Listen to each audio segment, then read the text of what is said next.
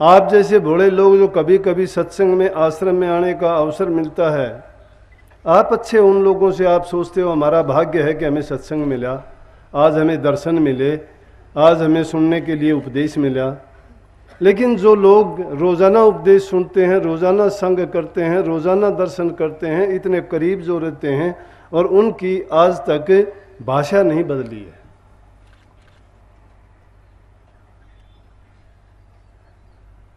परिवर्तन कहाँ आएगा? काल के मारे हुए तो पहले ही हो। काल ने हमारी बुद्धि को हर रखा है, मन पर उसका कब्जा है, शरीर पर कब्जा है, इंद्रियों पर कब्जा है, सब काल का कब्जा है हम पर। अरे सतगुरु बार बार चेताते हैं, कहते हैं सत्संग के द्वारा कि बचो, और बचने का कारण क्या है कि आदमी मन वचन और कर्म से ही तो पवित्र हो। कहाँ से पवित्र होगे? वचन तो एक और तो अलग बात जाने दो, हम तो बैखरी बाणी से भी झूठा भी अच्छा नहीं बोल सकते हैं। झूठ भी अगर बोल दें तो कोई बात नहीं, लेकिन वो भी ढंग की नहीं बोलते। जबान से गाली गलौज तो नहीं निकलनी चाहिए। जबान में जब बोलने का रस नहीं है, लेकिन निकलेगा कहाँ से? अगर तुमने अपने अंदर में कोयले जमा किए हैं, भट्टी बना रखी है, अंगार उसमें जमा किए हैं, तो जब भी उसको छेड़ोगे तो अंगार ही निकलेंगे, वहां से खुशबू नहीं आ सकती। परिवर्तन हम लाना नहीं चाहते, इतने बदलते ही नहीं है। नाम का क्यों बहाना लेते हो? क्यों बेकार में टाइम बर्बाद करते हो? क्यों कहते हैं कि हम नाम का सुमरण करते हैं, ध्यान करते हैं, अभ्यास करते हैं? ध्यान, अभ्यास, नाम, सुमरण, ये तो सुनी सुनाई बातें हैं। ये तो जब करना चाहोगे, एकांत में जाओगे, कभी आत्म साथ करने के लिए, कभी तुम ये सोचते भी हो कि हमारे जीवन का लक्ष्य क्या है, इसका परिणाम क्या होगा? क्या जो जीवन हम जीते हैं ये जीवन है? क्या इंसान का यही उद्देश्य था कि इसी प्रकार से जिए ये? क्या 2 वक्त की रोटी खा के आराम से रात को सो जाए, बच्चे पैदा कर लिए, काम धंधा कर लिया, व्यवसाय कर लिया, 4 पैसे कमा लिए, कैसे कमा लिए, चाहे गलत तरीके से कमाए, क्या यही जीवन है? जब तक इंसान नेक कमाई नहीं करता है, नेक कमाई किस प्रकार की? सभी आली, न जबान से, खाने कमाने से, शरीर से, तीनों चीज आ जाती है इसमें, मन वचन और कर्म से। लेकिन इंसान की हालत क्या है? इंसान तो पछताता है बाद में। बाद में कब पछताता है? जब, जैसे एक छोटी सी बात बताऊं, उसमें अच्छी तरह समझ में आएगी कि कुछ लोग चले जा रहे थे, चलते चलते रास्ते में एक सुरंग आ जाती है। सुरंग में अंधेरा है। जब वो उसमें से गुजरते हैं, उनको कंकर चुभती हैं पैरों में। तो सब ने फैसला किया कि ये हमें चुभती है, इनको हम जो भी चुभती है उसको उठा लेंगे। जो जो चुभती गई वो उठा उठा के अपनी अपनी जेब में डालते गई। और जब उन्होंने बाहर जाके देखा तो किसी ने धोखे से 2-4 उठाई, किसी ने 10-20 उठाई, कोई ज़्यादा नेक दिल था उसने काफ़ी उठाई। और बाहर जाके जब देखा तो वो कंकर पत्थर की बजाय हीरे थे, हीरे निकले। जब रोशनी में उन्होंने देखा और हीरों की चमचमाहट को देखे, तो जिन्होंने कम चुके थे वो कहने लगे हमने तो अपने आप को ही ठग लिया, हम धोखे में 2-4 ही उठा पाए। जिन्होंने थोड़े कम उठाए थे उन्होंने भी धोखा किया कि हाँ, कि अगर पूरा करते तो हमारे पास बहुत ही होते। और जिन्होंने बहुत उठाए थे वो कहने लगे कि देखो ये प्रभु की कृपा है कि उसने हमें किस ढंग से ये दे दिए। ये हालात इंसान की है। उस सुरंग में ना कोई आदमी जाने वाला, ना इस तरह से हीरे मिलने वाले। हम सब के सब चले जा रहे हैं इस दुनिया में इसी तरह से। और जो हम कर्म करते जा रहे हैं वो कर्म हमारे इसी प्रकार के 3 प्रकार के कर्म हैं। एक तो बिल्कुल ही कर्महीन है, जो कर्म करना ही नहीं चाहता, वो आखिर में जाके पछताता है कि मैंने नहीं किया। एक वो है कुछ किए तो, लेकिन आपाधापी के काम किए, उसने ज़्यादा नहीं किए। लेकिन जिस इंसान ने परोपकार के लिए, दूसरों की खुशी के लिए और अपने सुख को मेट के दूसरे लोगों को जिन्होंने सुखी बनाया, वो आखिर में हंसते हुए खेलते हुए जाते हैं और वो कहते हैं कि हाँ, मैंने अपने जीवन का पूरा जो उद्देश्य था वो पूर्ण किया। तो इस जीवन में आने का हमारा लक्ष्य क्या है? लक्ष्य कुछ भी नहीं है। ये जीव तो देखो एक दिन जाना ही है, जिस दिन पैदा हुए थे लिख दिया गया था, कुछ समय के लिए जीते हैं चले जाते हैं। लेकिन इस बात से हम सब जानते हैं कि हम सबसे उत्तम चोला लेके इस दुनिया में जिंदा हैं। ये भी हम अपने बार बार वाणियों में भी, हमें तो शायद नहीं पता होगा, वाणियों में तो आते ही है कि मेरा बड़े भाग हैं, गुरु के दर्शन मिल गए, बड़ा भाग्य हूँ कि मुझे सत्संग मिल गया, मैं भाग्यवान हूँ कि मुझे नाम मिल गया, और वो नाम मुझे भवसागर से पार कर देगा, मेरे कर्मों को मिटा देगा, मैं खोटे रास्ते से हटा के सही रास्ते पर ला देगा। तो वो उन कहने वालों को तो ला दिया था कि हम उनकी बातों को आज पीटते हैं, गाते हैं, जबान से दोहराते हैं, क्या वो चीज़ें हमारे अंदर परिवर्तन लाती हैं? हम जबान से तो कहते हैं लेकिन परिवर्तन नहीं लाते। और उन्हीं बातों को देखते हुए काफ़ी लोगों को मैंने ऐसे देखा कि उनके पास करने के लिए तो कुछ होता नहीं है, लेकिन वो झूठी बात और बनानी शुरू कर देते हैं। वो क्या कहते हैं कि मुझे ये मिल गया, वो मिल गया, मुझे ये प्राप्त हो गया। ये मिलने के बाद में जिस आदमी को कुछ, वो तो किसी को दिखाना ही नहीं चाहता। ये तो संत महात्माओं ने भी नहीं कहा कभी कि मुझे ये मिला। जिसको भी मिला वो तो उसने गुप्त रख लिया उसने।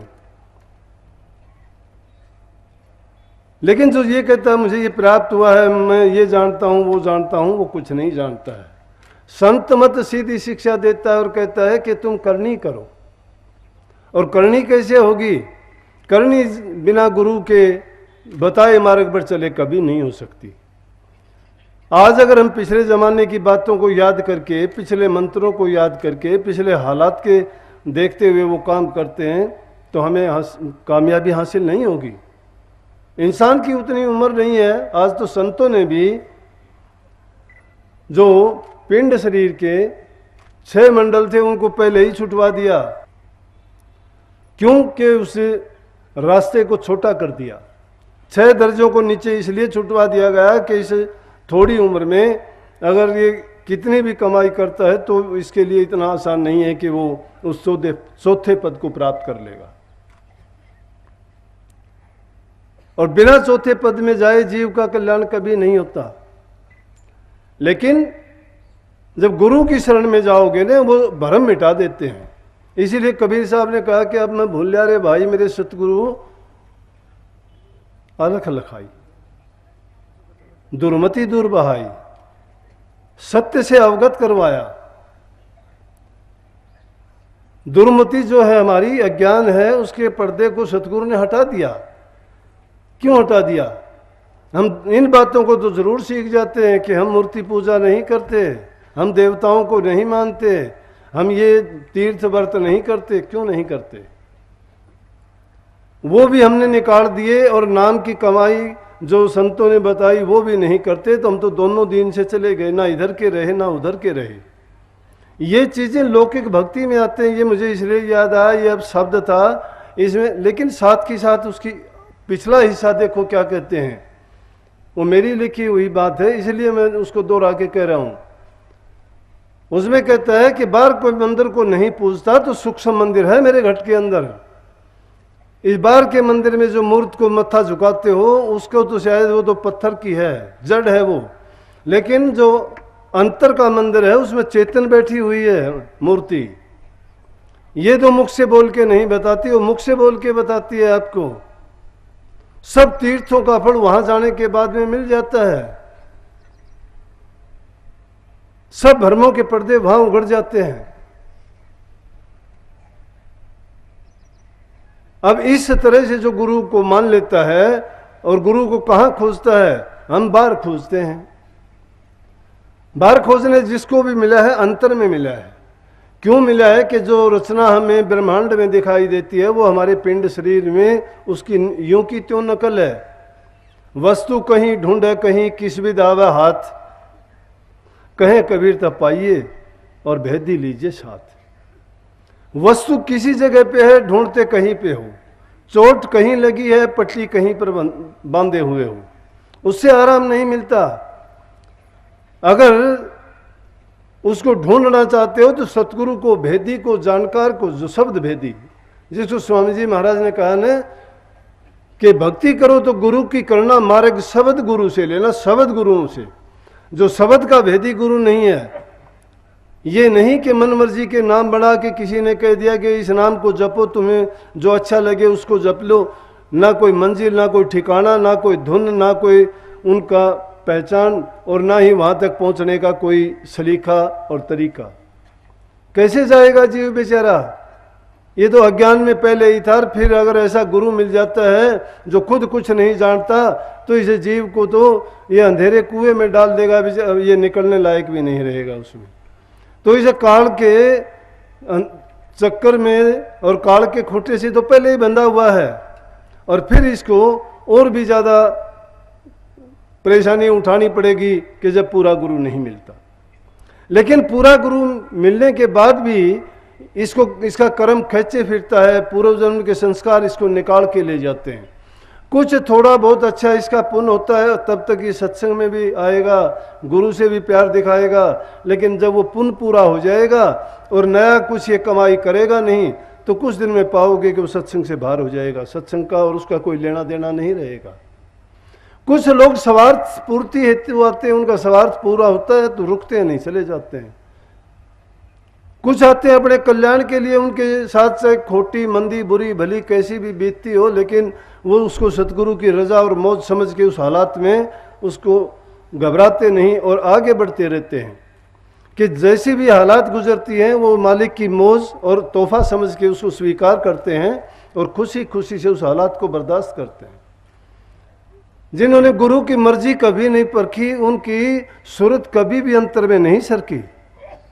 जिसने गुरु की मर्जी को परख लिया, उसने मिनटों में जान लिया कि ये राज क्या है। ये तो संत मत की तो है ही गृहस्थियों के लिए।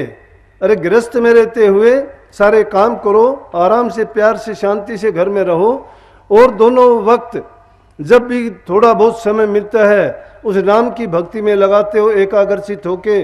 जब अंतर में सतगुरु के साथ जुड़ते हो तो तुम्हारे कोटि कर्म एक पल में नाश हो जाते हैं। करनी का भेद है, करनी करते नहीं। करनी करने वालों ने तो जो करनी करते हो बताते नहीं, कहते ही नहीं। किस प्रकार से एक बार एक मुसलमान पीर था, वैसे तो इनमें 5 टाइम की जो नमाज पढ़ता है उसको बहुत बड़ा मानते हैं, लेकिन उसने तो अपना पूरा जीवन इस चीज़ में लगा रखा था और उसको परवाह नहीं थी। वो एक कहते हैं पत्थर की शिला पर बैठ के नमाज करता था। दिन में जब भी उसको टाइम फुर्सत होती थी अपना टाइम नमाज में गुजारता था, और ऐसा करते करते पत्थर की शिल पर उसने ऐसे निशान डाल दिए थे जिस प्रकार से पुराने ज़माने में कुएं से पानी भरते थे तो रस्सी पत्थर की शिला को काट देती थी। रस्सा तो एकदम नरम होता है और पत्थर की शिला इतनी सख्त होती है, फिर भी रस्सा उसको काटता था, रस्सा नहीं काटता था। एक ही धातु के बने होते हैं लोहा, एक गर्म होता है एक ठंडा होता है। गर्म लोहे को ठंडा लोहा काट देता है, उसको किसी भी ढंग में जो बनाना चाहे उसको बना देता है पीट के। एक ही चीज के हैं वो, लेकिन कर्तव्य के कारण होता है। एक ही मिट्टी से बनी हुई चीज, एक में मक्खन डलता है, एक में कुछ और चीज डालते हैं, गंध डलता है।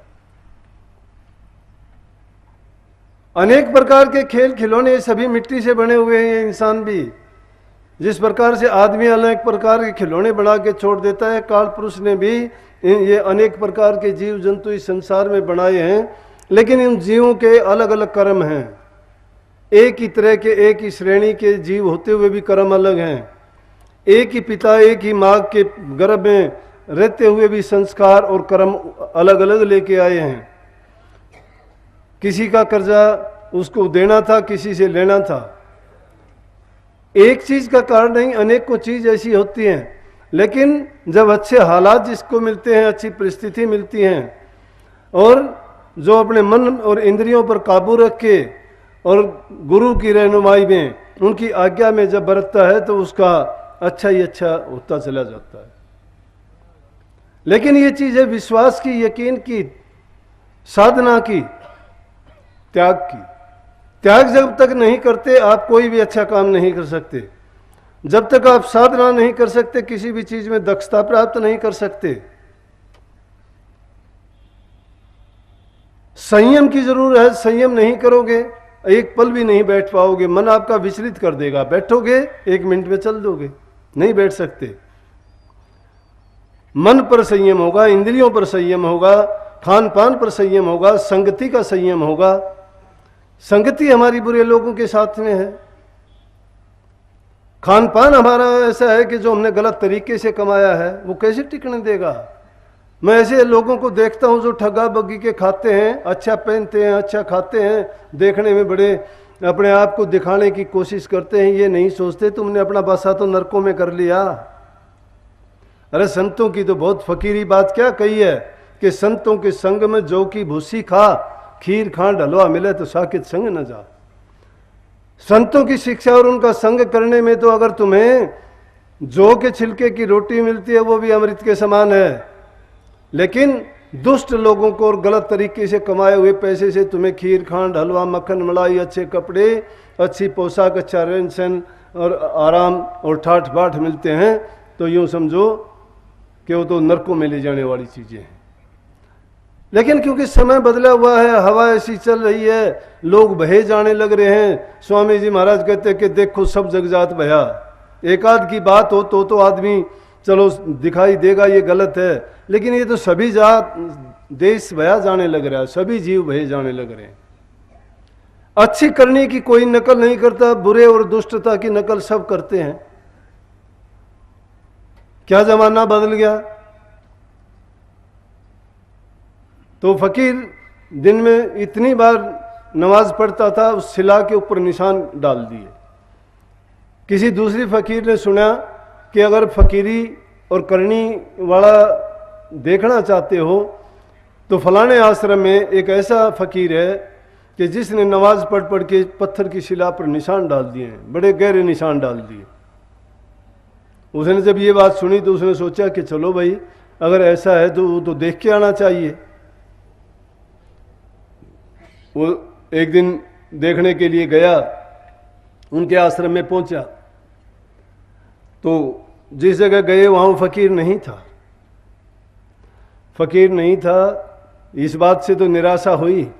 लेकिन वहाँ जो लोग थे उनसे पूछने लगा कि मैं तो इस तरह से यहाँ आया था, लेकिन आपके पीर साहब तो यहाँ मिले नहीं। कहने लगे जी बाहर गए हैं, लेकिन आप अगर देखना चाहो तो उनका वो आसन दिखा सकते हैं जिस शिला पर वो अपना आसन लगाते हैं, नमाज करते हैं।